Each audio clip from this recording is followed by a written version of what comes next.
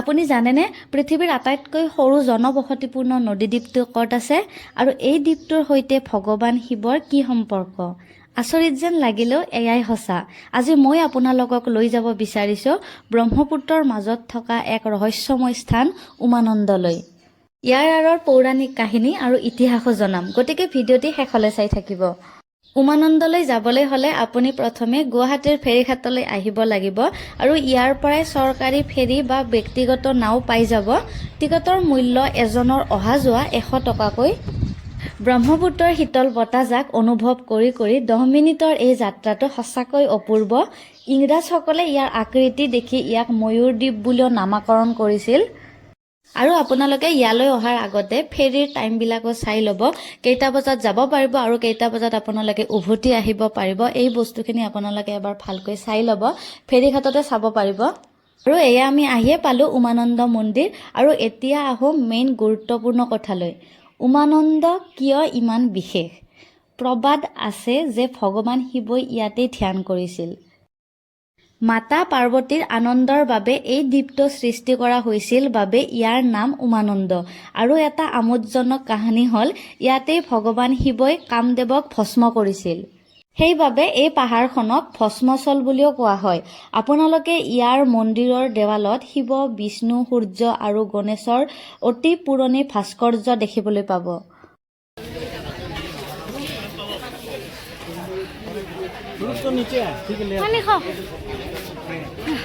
তলৰ পৰা বহুত ওপৰলৈ উঠিব লাগে বাবে অলপ ভাগৰ লাগিছে, একো নাই বাৰু।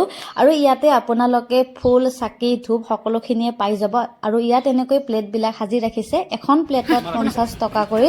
আৰু এতিয়া আমি এইবিলাক চেৰি বগাই আমি মন্দিৰৰ ভিতৰলৈ যাব লাগিব।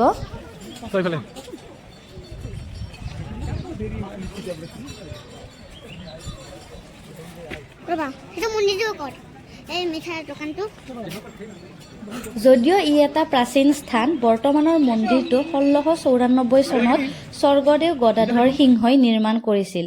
পিছলৈ 1897 চনৰ বৰ ভূমিকম্পত ইয়াৰ বহুত ক্ষতি হৈছিল, কিন্তু ভক্তসকলে ইয়াক পুনৰ মেৰামতি কৰে।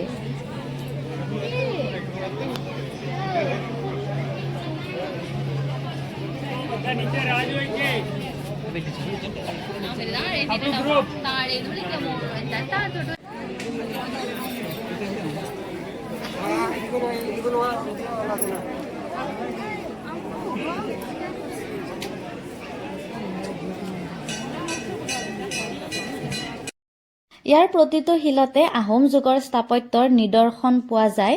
উমানন্দৰ আন এটা আকৰ্ষণ হ'ল ইয়াৰ বিৰল প্ৰজাতিৰ সোণালী বান্দৰ। যদিও বৰ্তমান এয়া কমি আহিছে, তথাপিতো ভাগ্য ভাল হ'লে আপুনি ইহঁতক কেতিয়াবা দেখাও পাব পাৰে। তাৰোপৰি নদীৰ মাজত এই শান্ত পৰিৱেশটোৱে আপোনাৰ মনত এক সুকীয়া শান্তি দিব। মহাশিৱৰাত্ৰিৰ সময়ত ইয়াত বিশাল মেলা বহে আৰু হাজাৰ হাজাৰ ভক্তৰ সমাগম হয়। আৰু এয়া দেখিছেনে, ইমানবোৰ মানুহ এনেকৈ লাইনত আছে, মানে বাহিৰত চাকি ধূপ সকলোখিনি জ্বলাই ভিতৰত যোৱাৰ বাবে এনেকৈ লাইন ধৰিব লাগিব। মানে মই যিখিনি ভিডিঅ' বনাইছোঁ সেইখিনি হৈছে মন্দিৰৰ বাহিৰৰ অংশ। মন্দিৰৰ ভিতৰত ভিডিঅ' বনোৱা মানে নিষেধ আছে, সেইকাৰণে ভিতৰৰ অংশ মই আপোনালোকক দেখাব নোৱাৰিম। আৰু এনেকৈ এইটো হৈছে শিৱলিংগ, ইয়াতো মানুহে এনেকৈ পূজা কৰি আছে। আৰু ইয়াতো এটা আছে এইটো।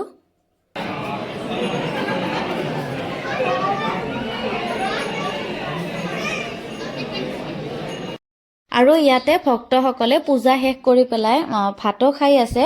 ভাত খোৱাৰ আগতে কুপন ল'ব লাগিব।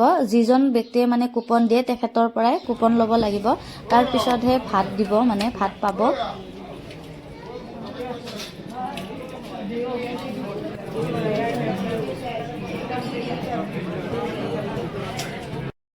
মহাদেৱ শিৱৰ বাসস্থান বুলি বিশ্বাস কৰা এই দ্বীপটোক ইংৰাজে ইয়াৰ আকৃতিৰ বাবে পিকক আইলেণ্ড বুলি নাম দিছিল।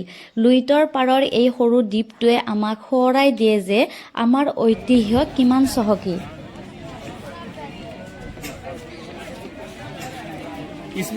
इसमें क्या है ना, स्मार्टनेस कुछ दिखा सकते हैं। ইয়াতে এটা হনুমান মন্দিৰো আছে আৰু এতিয়া আমি হনুমান মন্দিৰ দৰ্শন কৰিম।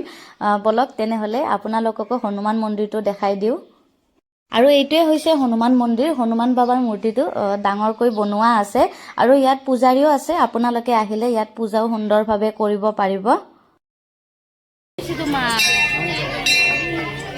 আপুনি যদি এতিয়ালৈ উমানন্দ অহা নাই তেনেহলে এবাৰ নিশ্চয় আহিব আৰু আজিৰ এই ভিডিঅ'টি চাই কেনে পালে কমেন্ট কৰি জনাব আৰু এইবিলাক হৈছে ব্যক্তিগত নাও মানে উভতি যাওঁতে আপোনালোকে ব্যক্তিগত নাও যেতিয়াই তেতিয়াই পাই যাব কিন্তু চৰকাৰী ফেৰীবিলাক টাইম মতেহে পাব তেনেকুৱা ধৰণৰ আৰু আমি এতিয়া ব্যক্তিগত নাওতে যাম উভতি যাওঁতে মানে ব্যক্তিগত নাওত গলেও মানে আপোনালোকে পইচা দিব নালাগে আহতে আপোনালোকে যিটো পইচা অহা যোৱাৰ বাবে টিকট কাটিছে সেই পইচাতে হৈ যাব আমি পিছে এতিয়া ব্যক্তিগত নাওতে উভতিলো সো গাইজ আজিৰ ভিডিঅ'টি ইমানখিনিয়ে আছিলে ধন্যবাদ